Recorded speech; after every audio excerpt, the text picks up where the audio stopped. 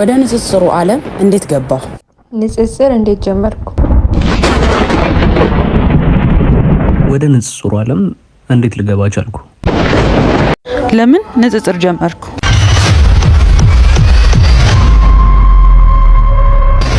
ለምን ንጽጽር ጀመርኩ? ንጽጽር ለምን ጀመርኩ?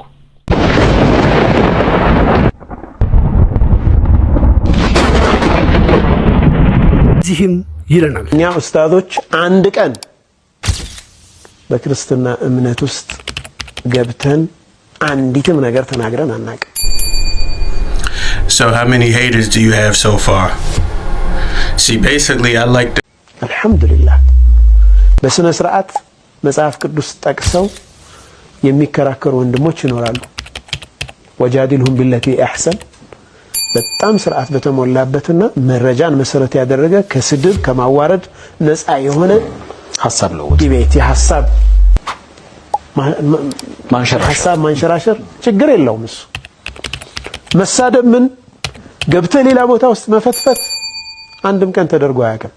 የጥላቻ ንግግር አንድም ዳዒ እስኪ ወላሂ አንድ ሰው ያምጡ የኢየሱስ ክርስቶስን እብደትና ውሸት የጳውሎስን ቅዠት ለማስቀጠል እየተሯሯጡ ይገኛሉ ማለት ነው። ኢየሱስ ክርስቶስ እብድ እንደነበረ አበደ ወይም እብድ ነው ማለት ነው። ስለዚህ ኢየሱስ ክርስቶስ እብድ ነበር ማለት ነው። ኢየሱስ ክርስቶስ እጁን ሳይታጠብ የሚበላና ሰዎችን እጃቸውን ሳይታጠቡ እንዲበሉ የሚያዝ ሰው ነበር። ስለዚህ ኢየሱስ ክርስቶስ እብድ ነበር ማለት ነው። እጁን ሳይታጠብ የሚበላ ሰው፣ እጃቸውንም ሰዎች እንዳይታጠቡ የሚያዝ ሰው ጤነኛ ነው ልንል አንችልም። ጽዳቱን የማይጠብቅ ሰው እብድ ነው ማለት ነው። ስለዚህ ኢየሱስ ክርስቶስ እብድም ጭምር ነበር። ኢየሱስ ክርስቶስ ውሸታም ነበር። ውሸታም እንደነበረ መጽሐፍ ቅዱስ በግልጽ ቋንቋ ይናገራል። ውሸት ደግሞ ዲያብሎስ የሚያደርግ ከሆነ ኢየሱስ ክርስቶስ ዲያብሎስ ነበር። በመቀጠል ደግሞ ኢየሱስ ክርስቶስ እጁን ሳይታጠብ የሚበላ በሽተኛ የአእምሮ ችግር አክል የነበረበት ሰው ነው ማለት ነው። ስለዚህ ይሄ በዚህ ሰውዬ መመራትን በፍጹም የሚቻል ሰው አይደለም። ክርስቲያኖች አሁንም የኢየሱስ ክርስቶስን እብደት ለማስቀጠል እየተሯሯጡ የሚገኙት ማለት ነው። ወደ ንጽጽሩ ዓለም እንዴት ገባ? ስሙኝማ እዚህ ጋር ያለው አምላክ ማለት ነው ብቻውን ማሰብ እንደማይችል ታውቃላችሁ። እዚህ ጋር ያለው አምላክ ብቻውን ማሰብ አይችልም። ይሄን ብቻውን ማሰብ አይችልም። ይሄን ብቻውን ማሰብ አይችልም። ቅዱስ ማርያምን የቱ ጋር ነው የበዳት ትልነኛ ያለው ኢየሱስ፣ የወንድ ከንፈር የሚስመው ኢየሱስ፣ የሰው ብልት የሳመው ኢየሱስ እመጣለሁ ብሎ ተሸምታ አለፈው እስካሁን አልመጣም። ትል የሆነው ኢየሱስ፣ ትልነኛ ያለው የሰው ማላገጫ የሆነው ኢየሱስ አልመጣም እስካሁን። እዚህ መጽሐፍ ላይ ያለው ኢየሱስ ጣዖት አምላኪ ነበረ፣ ሰው አይደለም፣ ትል ነው። እንዲሁ ደግሞ በጣም ብዙ ነገሮችን ያደርጋል ኢየሱስ። ክርስቲያኖች አምላክ ብለው የሚያመልኩት ግለሰብ ዘሩ ራሱ በዝሙተኛ የተሞላ ነው። በዝሙተኛ የተሞላ ዘር ነው ያለው ማለት ታያችኋል።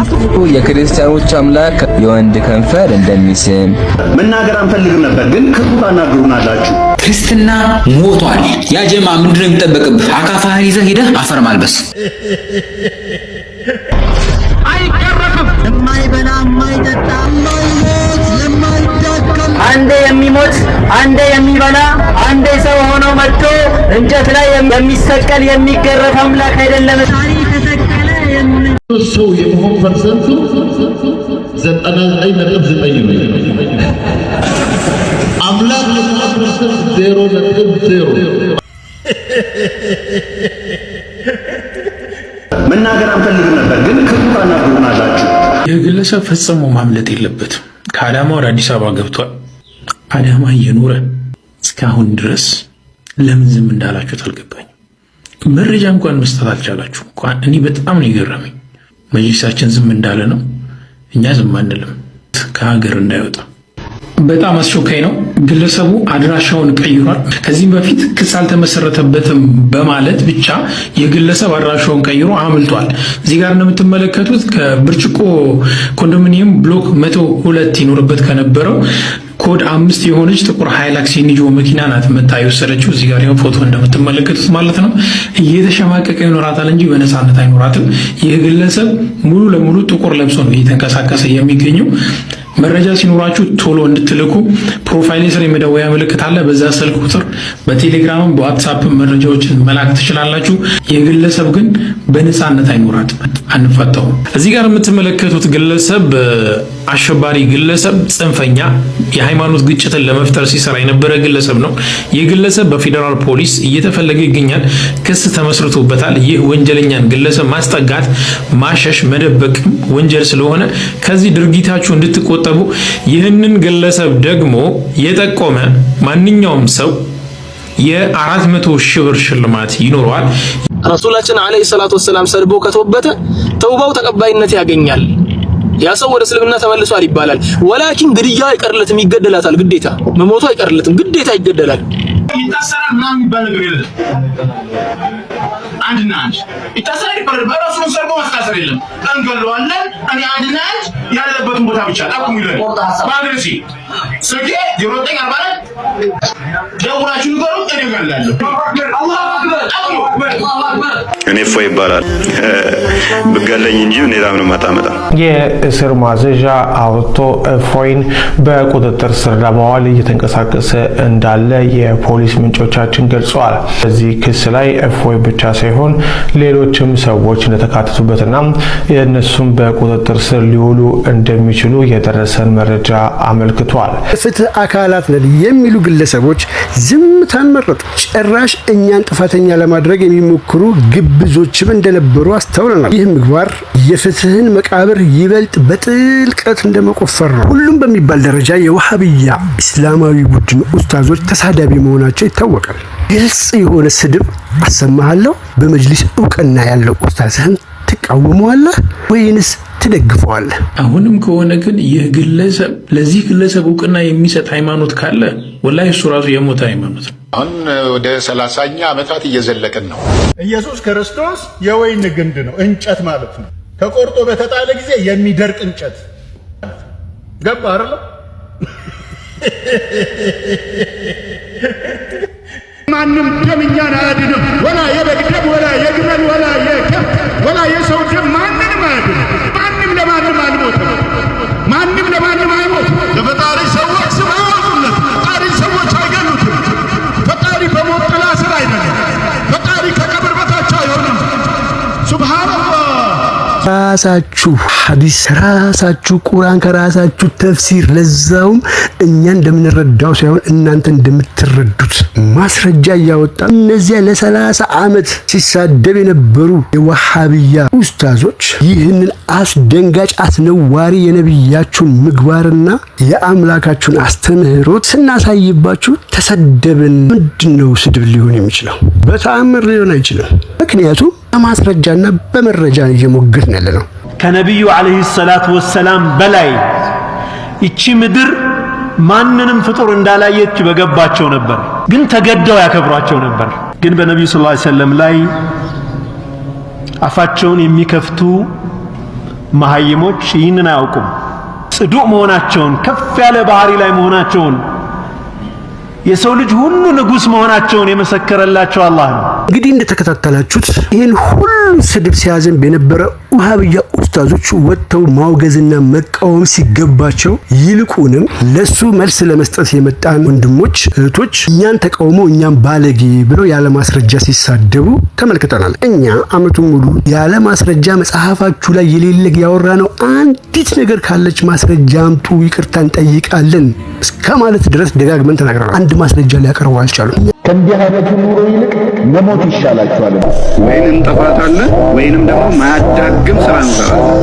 እንደኔ እፎይ ይጠፋል እንጂ እፎይ ሞት ይሆናል እንጂ ከአሁን በኋላ ግን ማንም አፉ የማይጸዳዳበትን ተቋም እንመሰርታለን። ማንም አንገታችንም አንደፋበትም። 99ን ተፍሲር ብንከስርም አልተገበሩባትን ሀገር እኩል የምንከባበርበትን እናደርጋታለን። እናከብራችኋለን፣ እንወዳችኋለን።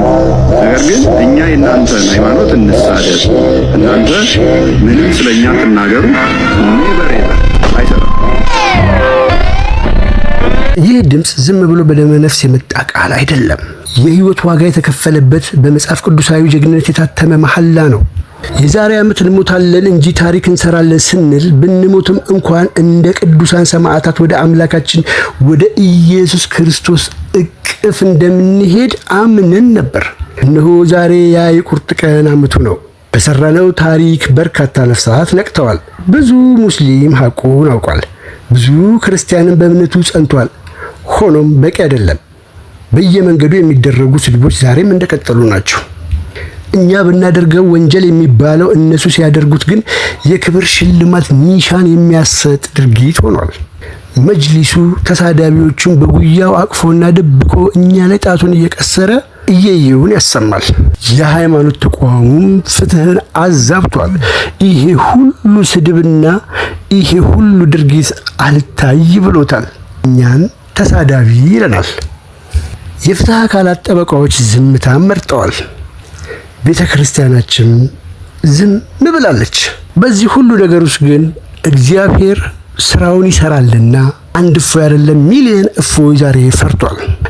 እርሱ ራሱ መርጦ ያስነሳልና እልፍ አላፍ እፎዮች አሉ። እኔ እፎይ ይባላለሁ። ብገለኝ እንጂ ሌላ ምንም አታመጣም።